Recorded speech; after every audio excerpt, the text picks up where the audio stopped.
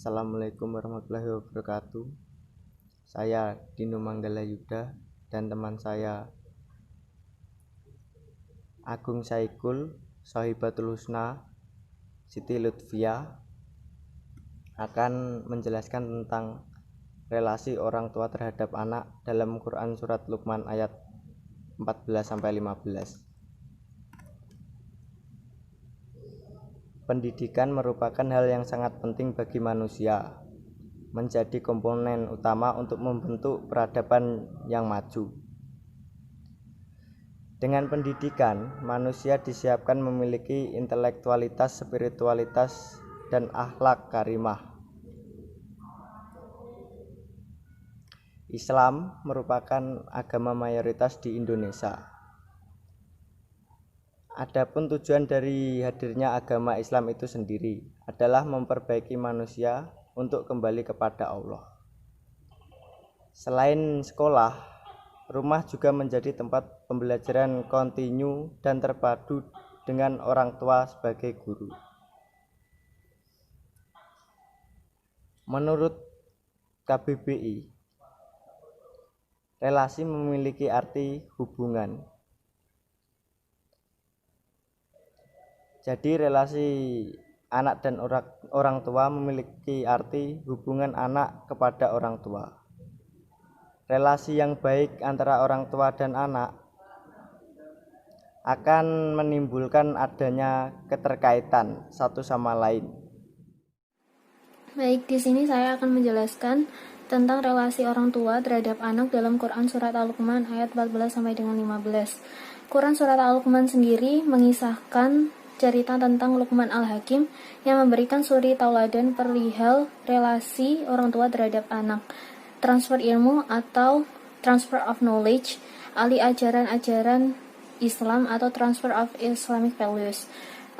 Berikut adalah terjemahan dari Quran Surat Al-Luqman ayat 14 sampai dengan 15. Dan kami perintahkan kepada manusia agar berbuat baik kepada orang tuanya. Ibunya telah mengandungnya dalam keadaan lemah yang bertambah-tambah dan menyapinya dalam usia 2 tahun. Bersyukurlah kepadaku dan kepada orang tuamu, hanya kepada aku kembalimu.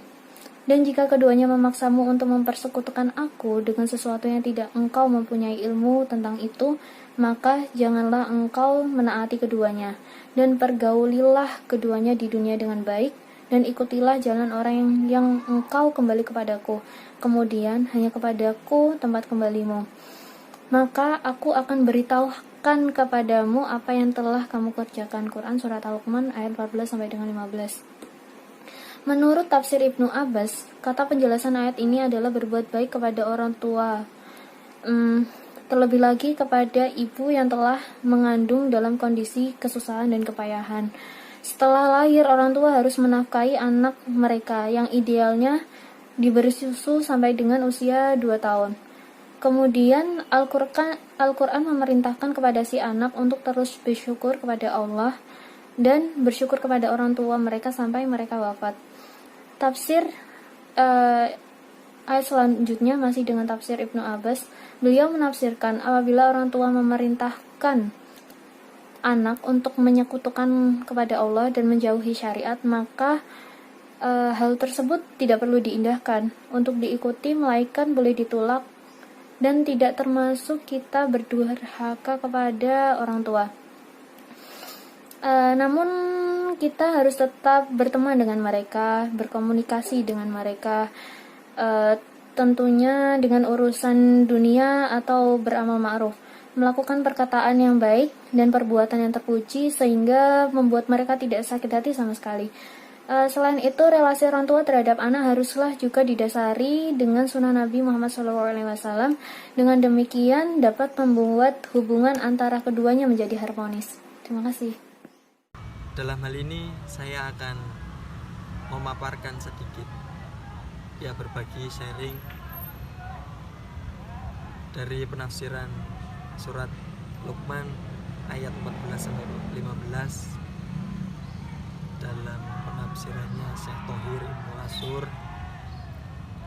dalam kitabnya At-Tahrir wa At-Tanwir beliau menyebutkan bahwasanya ada 5 poin yang harus diketahui atau paling tidak dipahami oleh orang tua terhadap anak, juga anak terhadap orang tua.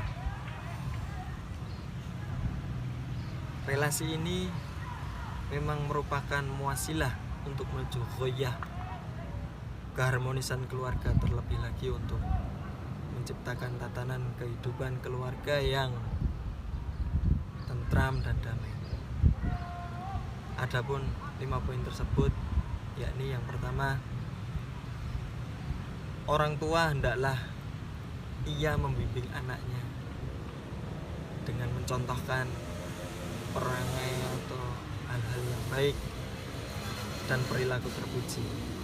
Mungkin salah satunya sebagai contoh, orang tua mengajari anak sholat, bertutur kata yang baik, sopan santun, dan menunjukkan sikap yang ramah, dan tidak menunjukkan muka-muka yang masam atau bertengkar atau mengedepankan emosional.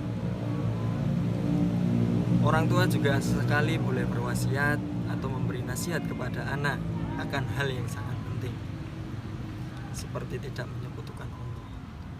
Kita tahu bahwasanya akidah memang harus ditanamkan sejak awal untuk membentengi ideologi-ideologi lain yang mungkin dalam kurun waktu perkembangannya akan bisa mempengaruhi karakternya, bukan karakter, pola pemikirannya.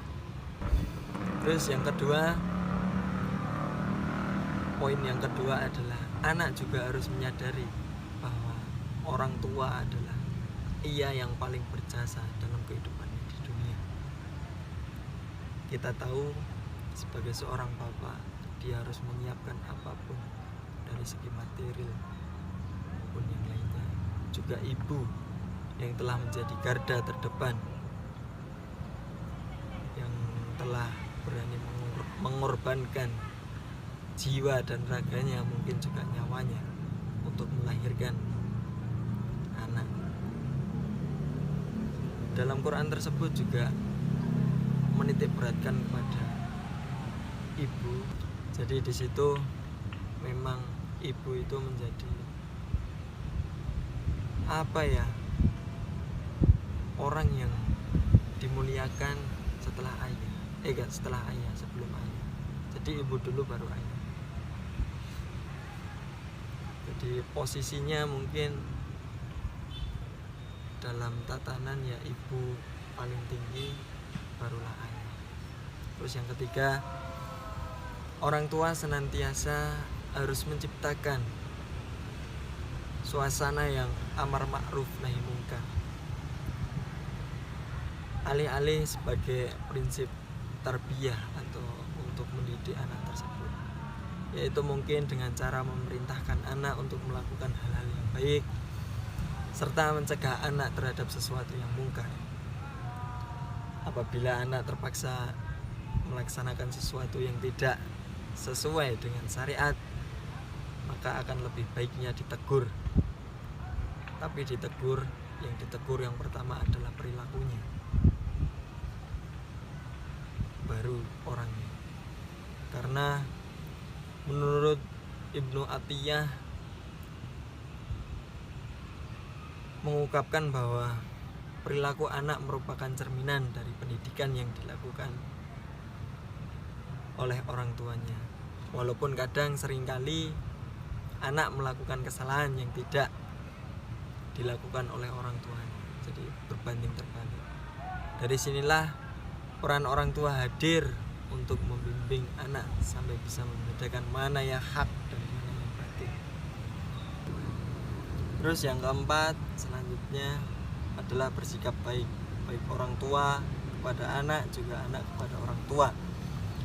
Dalam hal ini ditegaskan dalam Al-Quran, ya dalam Al-Luqman dengan redaksinya wasahibhuma fi ad-dunya ma'rufa, dan bergaulilah atau bertemanlah kepada orang tuamu dalam urusan dunia dengan cara yang bijaksana, dengan cara yang baik.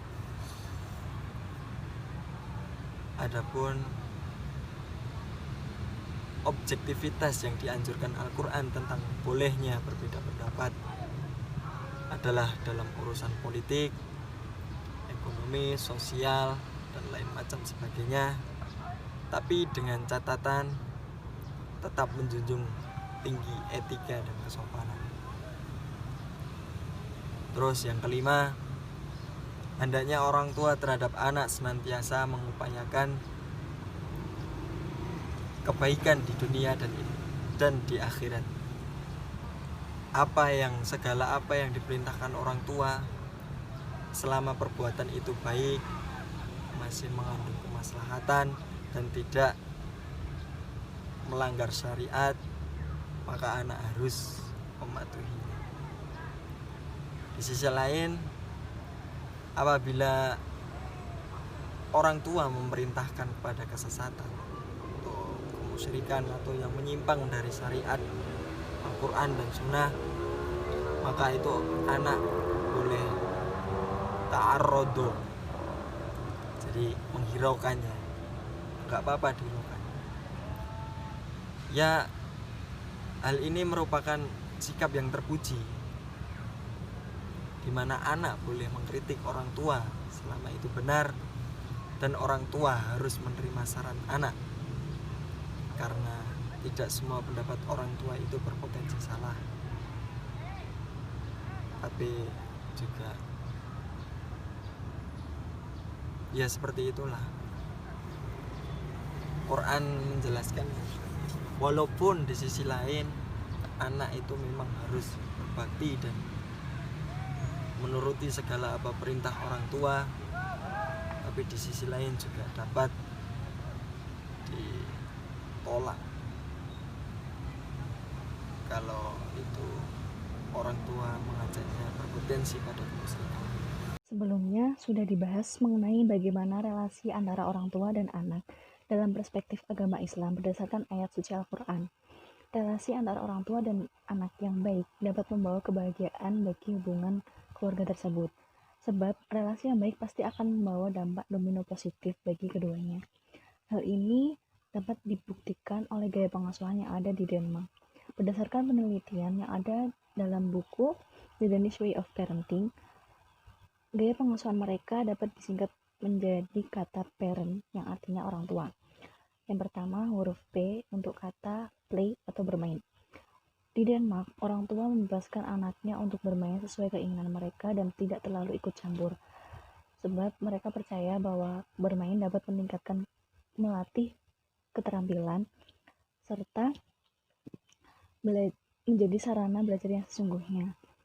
Sebagai contoh, ketika anak-anak memanjat pohon, itu sama saja dengan mereka menerjunkan dirinya dalam situasi yang berbahaya. Dan hanya dirinya lah yang mengerti bagaimana kesulitannya serta bagaimana mengatasinya.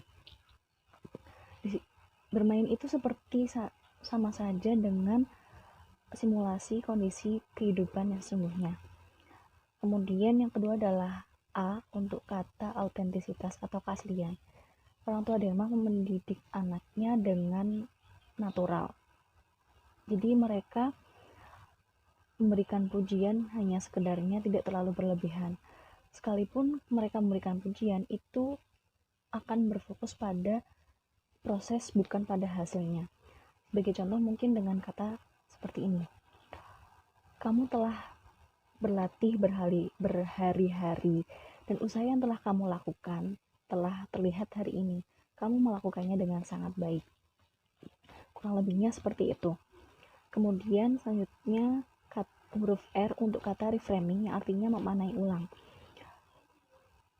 Ketika orang Denmark mengalami hal buruk, mereka tidak akan berfokus pada hal buruk tersebut, tapi akan mengalihkan pikirannya dengan hal yang positif. Sebagai contoh, ketika cuaca sedang sangat dingin sekali dan hujan deras, banyak dari mereka tidak akan mengeluh, mereka justru akan melihatnya dari sisi yang positif, mungkin dengan mengatakan, untungnya saya sedang bekerja, jadi tidak kedinginan di luar. Proses memaknai ulang ini bukan berarti mereka menipu dirinya sendiri, namun mereka menyaring informasi yang negatif untuk melihatnya dari sisi yang positif.